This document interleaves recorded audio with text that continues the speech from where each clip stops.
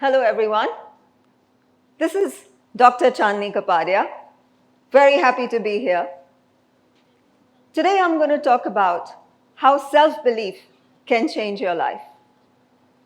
My success story from this chubby, shy, introverted little girl to the woman that you see today has not been an easy one, and I would not have reached here had it not been for my passion. Well, how many of you have been the black sheep of your family? I was the black sheep of my family.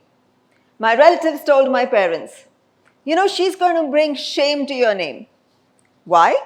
Because I wanted to have a career at a time when my family wouldn't even think about it. They wouldn't even dream about it. I came from this traditional Gujarati conservative background. For them, girls were educated only up to graduation, and then they were married, and then they had to have a child or whatever they wanted to do. But they had to leave their parents' house. And here I was. Since the very beginning, I knew that I had to make a name for myself. I had to go where no girl child from my family had gone. I wanted to go to the US and I wanted to study. So after a lot of convincing and arguments with my parents, they finally relented, as they always do, all parents do. I was on my way at the age of 16 to the Big Apple to study at FIT. In the first couple of months, I picked up this job, a part-time job at this huge fashion house, because I was studying full-time.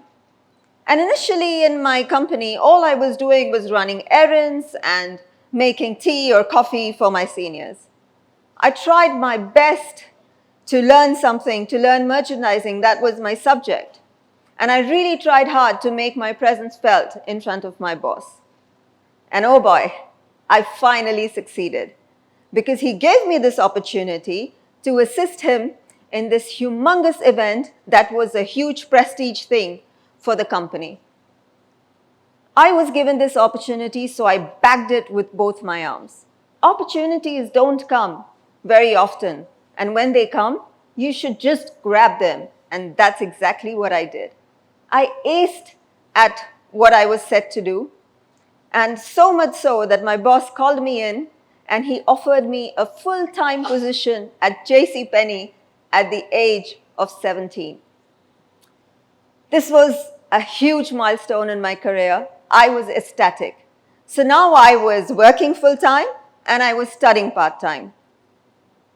Little did I know that my struggles had just begun, because all of us know what an expensive city New York is. My parents were more than happy to support me, but I didn't want to do it. I didn't want to take their support because I wanted to make it on my own. Oh boy, and that decision of mine, I lived extremely frugally. I would walk every day from work to school, came rain, snow, shine, and it was over 35 to 40 minutes walk. I would only eat a slice of pizza and Coke, because that was the only thing that I could afford, and it was the cheapest, 99 cents 30 years ago. But I struggled, and I'm glad I did. When I went for my interview before I went to the US, when I went to the interview at the US consulate, I was asked this question: so why do you want to go to the US? And I was like, because I wanted to work for Calvin Klein. And voila, 10 years down the line, 11 years and 9 months, I went on to head Calvin Klein. So since then, I've believed in the manifestation of my dreams, and my topic, what I'm saying, self-belief.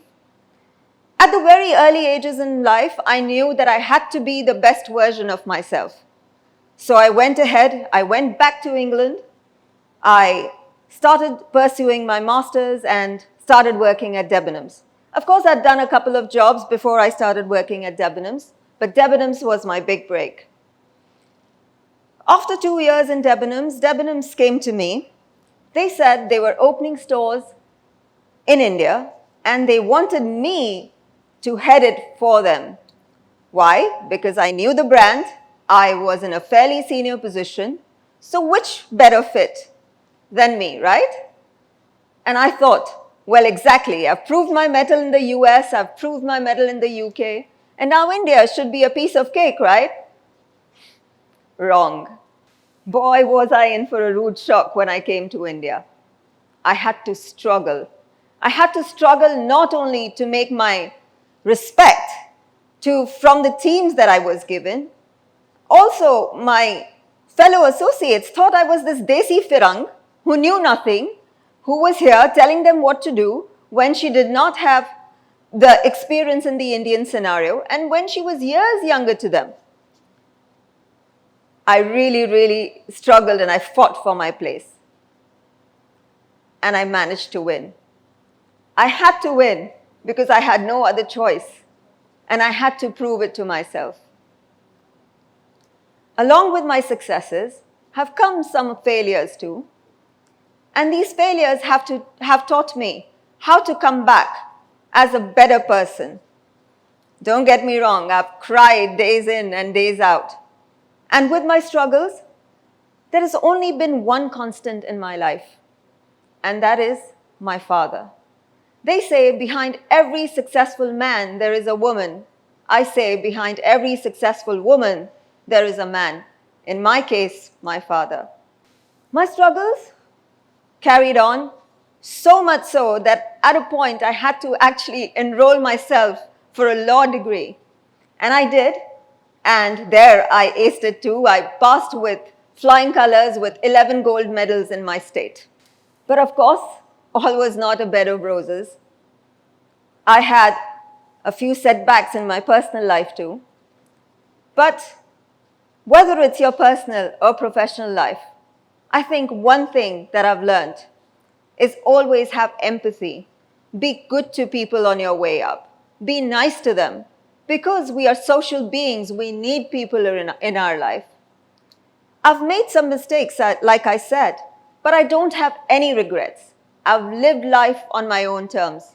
I've had naysayers, people who have completely written me off and said, what is she going to do?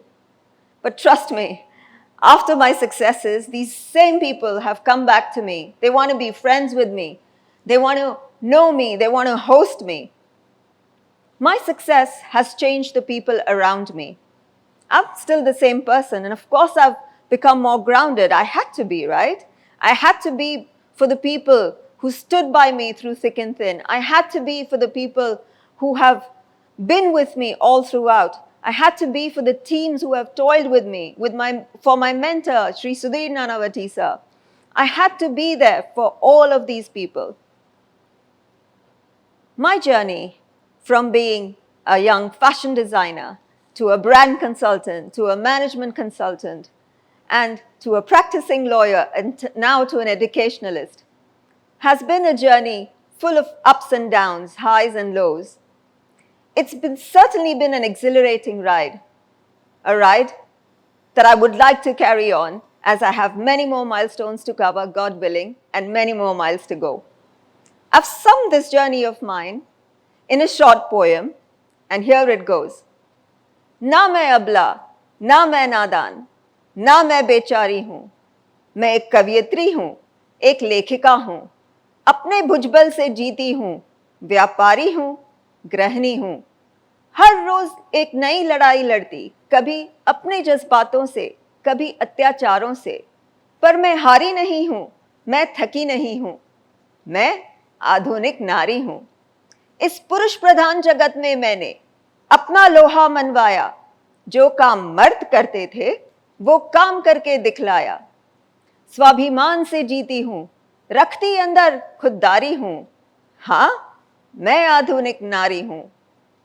इस युग में दोनों जब नर नारी कदम मिलाकर चलते होंगे, उस आधुनिक स्वर्ण युग की आशा की एक चिंगारी हूँ, हाँ मैं आधुनिक नारी हूँ। Thank you very much. See you on the other side.